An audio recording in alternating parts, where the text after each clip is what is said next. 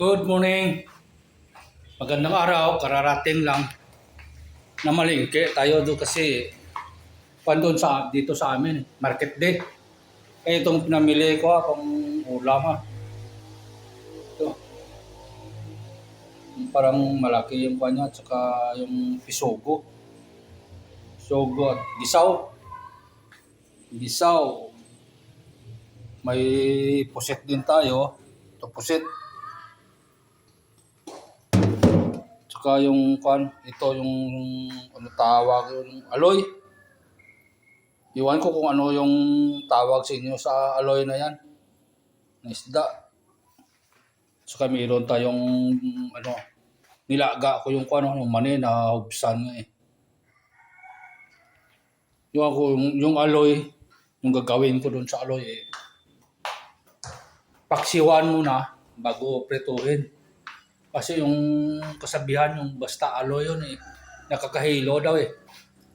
Pero hindi pa naman tayo nakaranas ng hilaw ng aloy basta bago. Priska. Nakakahilo yun naman siguro pag hindi na priska yung Ito yung mga alaga natin Dito nakahiga Kaya itong mga bata na yan, maaga pa yan sila, araw-araw yan. Hanggang gapon na practice. Librado. Sa baryo yan. Kasi maglaro yan sila doon sa Pasi Lilo daw. Pasi ang kanila. Sa Libraa. Ito yung mga alaga natin Maghihintay Mamaya ay may isda kayo. Lutuin ko yung isda doon na pang-ulam nyo. Dito na muna kayo kasi naglilinis ako ng isda.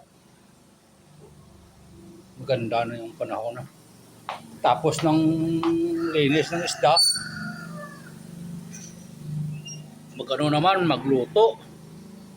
Magluto ng panangalian. Kararating na kasi bumili ako sa tindahan ng isda. Ang ulam. Budgeting lang. Yun lang lahat. Mga 1+ lang yan.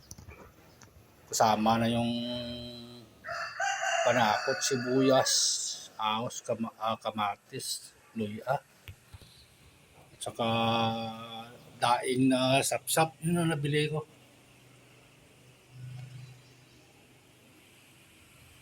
Lang. Routine ang buhay. Ligamo. Tapos ligamo. Maggawa naman dito sa paligid kung ano dapat gawin. Mabuti lang to yung mga ito. Kaya kayo, naghihintay lang Sarap ng tulog Ay, wait. Pag tinawag ko na wait yung ikog, galaw. Wait. Wait. Galaw yung ikog niya. Wait. Alam niya na siya yung tinatawag eh. Wait. Alam niya siya yung tinatawag. Wait.